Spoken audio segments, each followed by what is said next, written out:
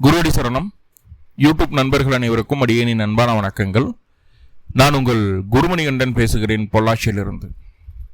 மிதுன ராசிக்காரங்களுக்கு அந்த 4/7/2026 11/7/2026 வரைக்கும் மிக முக்கியமான வாழ்க்கையை மாற்றக்கூடிய பல சம்பவங்கள் நடக்க காத்திருக்கு. அந்த 7 நாட்கள்ல உங்களுக்கு நடக்கக்கூடிய பாதிப்புகளை குறைக்கிறதுக்கு நீங்க என்னென்னவெல்லாம் செய்யணும், என்னென்னவெல்லாம் செஞ்சா நீங்க ஃப்ரீ ஃப்ளோவா உங்களால எனர்ஜெட்டிக்கா இருக்க முடியும், எதுலலாம் நம்ம கவனமா இருக்கணும் அப்படிங்கிற விஷயத்தை டீட்டெயில்டா அந்த பதிவில் நம்ம பார்க்க போறோம். முதல்ல என்னென்ன விஷயங்களை நீங்க தவிர்த்துக்கணும், எதுல கவனமா இருக்கணும் அப்படிங்கறத சொல்லிடுறேன். அதுக்கப்புறம் ஏன் இதெல்லாம் நடக்குது அப்படிங்கிறதையும் எக்ஸ்பிளைன் பண்றேன். அதுக்கப்புறம் அதனுடைய பாதிப்புகள்லேருந்து வெளியில் வர்றதுக்கு வழிபாடுகள் ஏதாவது இருக்கா, அது என்ன அப்படிங்கிறத சொல்லிடுறேன். என்னென்ன விஷயங்களில் முதல்ல கவனமாக இருக்கணும் அப்படின்னா,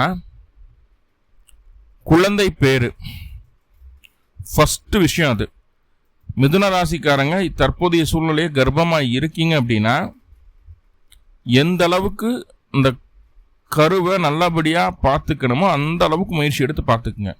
4/7/2026 அதாவது 4/7/2026 நைட்டு 7:15 11/7/2026 நள்ளிரவு வரைக்கும் எப்படி வேணாலும் மாறலாம் சூழ்நிலை. குழந்தை சம்பந்தமான விஷயங்கள்ல ரொம்ப கவனமா இருங்க. கரு உண்டாயிருக்கு, கர்ப்பிணி பெண்களா இருக்கிறீங்க அப்படின்னா, இல்ல கரு உண்டாகிறதுக்காக ஐவிஎஃப் ட்ரை பண்ணுறோம், இல்லை மற்ற முறைகள் ஏதாவது மருத்துவம் ஏதாவது எடுக்கிறோம் பிடிக்கிறோம், இல்லை குழந்தைக்காக முயற்சி பண்ணுறதுக்கு இந்த நாட்கள் எனக்கு தோதுவாக வந்திருக்கு, இந்த டைம் அதை பண்ணலாமா அப்படின்னு எந்த விஷயமா இருந்தாலும் சரி, குழந்தை சம்பந்தமாக எந்த விஷயமா இருந்தாலும் நோ சொல்லுங்க. அதுக்கு இப்போ வேண்டாம். இப்போ செய்தீங்கன்னா அதனால நஷ்டமும் மன அழுத்தங்களும் அதிகரிக்கத்தான் போகுது, குறைய போகிறது கிடையாது.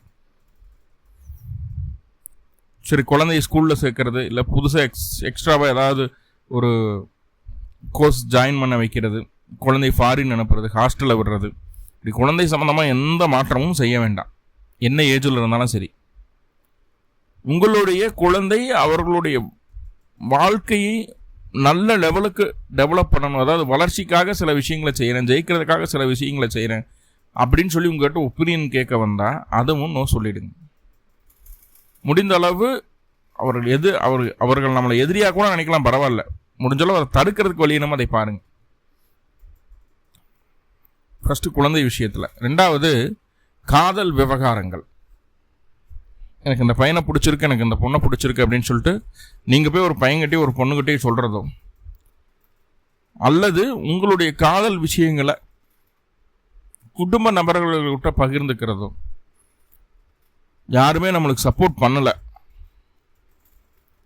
யாருமே சப்போர்ட் பண்ணல அப்படிங்கும்போது மிதுனம் துணிஞ்சு முடிவு எடுத்து தனக்குத்தானே திருமணம் பண்ணிக்கலாம் அப்படிங்கிற ஒரு முடிவோட திருமணம் பண்ணுறக்கும் தயங்காமல் பண்ணும். மிதுன ராசிக்காரங்களுக்கு அந்த அளவுக்கு தைரியம் இருக்கு, இல்லைன்னு சொல்லவே முடியாது. ரொம்ப கால்குலேட்டிவான ராசி.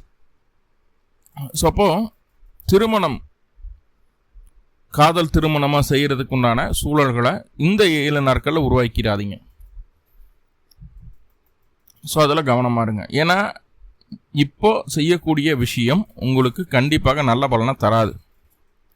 3வதா மேற்கல்வி படிக்கணும், உயர்கல்வி மேற்கல்வி படிக்கணும்னு நினைக்கிறீங்க. ஒரு பிஜி முடிச்சாச்சு, அதை எம்ஃபில் பண்ணுறோம், பிஹெச்டி இந்த விஷயங்களுக்காக அப்ளிகேஷன் போடுறீங்க, இல்லை அதுக்கான ஃபஸ்ட்டு முயற்சி, முதல் அடி அதுக்காக எடுத்து வைக்கிறீங்க அப்படின்னா இந்த நாட்களில் வேண்டாம், இந்த 7 நாட்களில் வேண்டாம். அதுவும் உங்களுக்கு எகென்ஸ்டாக மாறுது. 3வதா ரொம்ப முக்கியமான விஷயம், மிதுன ராசிக்காரங்க வெளிநாட்டில் வெளிமாநிலத்தில் இருக்கிறீங்க அப்படின்னா இந்த 7-8 நாட்களுக்கு சொந்த ஊர் வரணும் அப்படின்னு சொல்லி டிக்கெட்டு கேட்டு போகிறது, புக் பண்ணுறதோ, இல்லை வெளிநாட்டில் இருக்க எனக்கு அங்கேயே நிரந்தர குடியுரிமை வேணும், பர்மனன்ட் ரெசிடென்சி அப்படின்னு சொல்லி பிஆர் கேட்பாங்க இல்லையா, அதுக்கான முயற்சிகள் எடுக்கிறதோ செய்யாமல் இருப்பது நல்லது. அதை விட மிகப்பெரிய ஒரு பாதிப்பு என்னன்னா, பெரிய பொருளாதார ஏமாற்றத்தை தரக்கூடிய அமைப்பு இந்த சூது. ஷேர் மார்க்கெட்டில் பணம் போடுறது, லாட்ரி, அதே ஒரு குதிரை பந்தயம், இந்த கிரிக்கெட் பெட்டிங் கேமில் பெட்டிங் போடுவாங்க. ஸோ அந்த விஷயங்களில் இந்த காலகட்டம் போட்டிங்கன்னா அந்த பணத்தை திருப்பி எடுக்க முடியாது.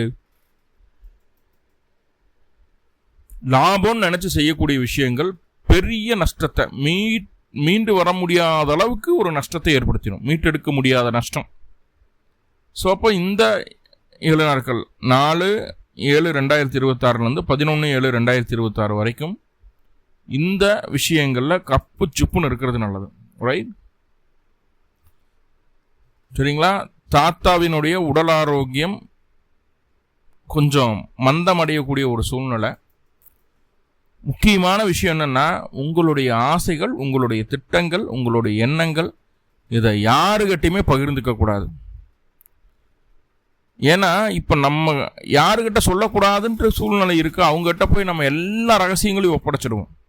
நம்மளுடைய ஃப்யூச்சர் பிளான் என்ன, என்னென்னவெல்லாம் பண்ணலான் இருக்கிறோம், என்னென்ன செய்ய போகிறோம், இது எல்லாத்தையும் சொல்லிவிடுவோம். ஸோ அது நம்மளுக்கு எகென்ஸ்டாக மாறிடும்.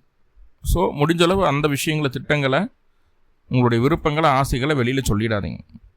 ரைட், அடுத்ததாக இன்னும் டீப்பாக சொல்ல போனால், தாத்தாவின் பெயரில் உள்ள சொத்து பத்து, அதாவது உயிர் சொத்து சம்பந்தமான விஷயங்களில் எந்த விதமான மாற்றங்களையும் செய்யாமல் இருப்பது நல்லது.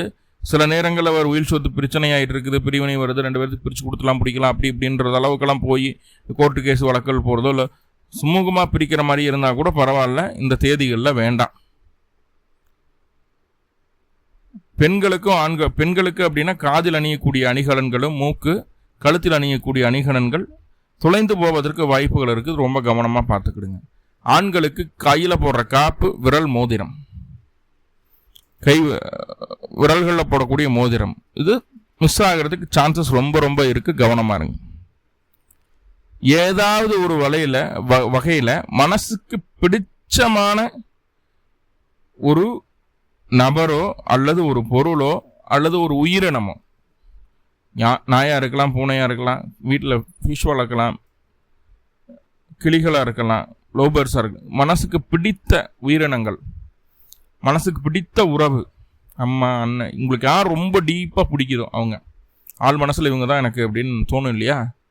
அந்த உறவுகள் உங்களை ஏமாற்றி சென்று விடும், கேவலம் பணத்துக்காக. இல்லை வாயில்லாத ஜீவனங்களாக இருந்தால் உடல்நல குறை வந்துடும். ஸோ அதை பார்த்துக்கிட வேண்டியது இருக்கும்.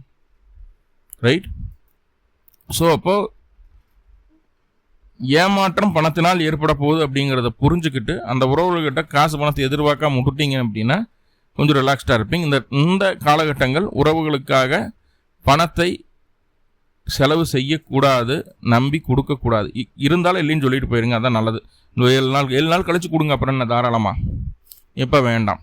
ரைட், இதெல்லாம் ஏன் சார் நடக்குது, இதுலாம் ஏன் நான் இப்போ கவனமாக இருக்கணும் அப்படின்னா, உங்களுடைய ராசிக்கு பஞ்சமாதிபதி அப்படின்னு சொல்லக்கூடிய சுக்கிர பகவான் 4/7/2026 அன்னைக்கு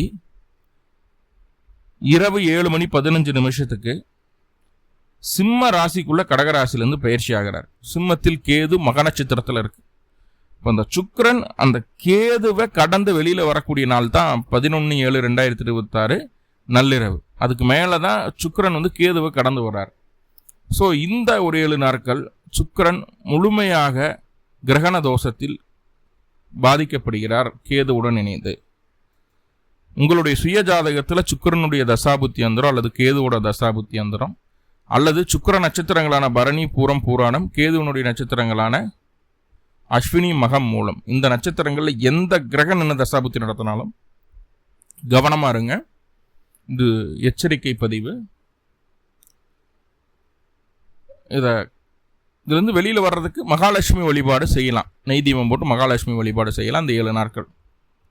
மேலும் மிதுனராசி அன்பர்கள் எல்லா விதமான துன்பங்களையும் கடந்து நிம்மதியான சந்தோஷமான வாழ்க்கையை வாழ வேணும்னு சொல்லி எல்லாம் பல பரம்புள்ள பிரார்த்தனை பண்ணிட்டு இந்த பதிவு முடிச்சுக்கிறேன். நன்றி நண்பர்களே, நன்றி. வாழ்வுளமுடன். திருச்சிற்றம்பலம்.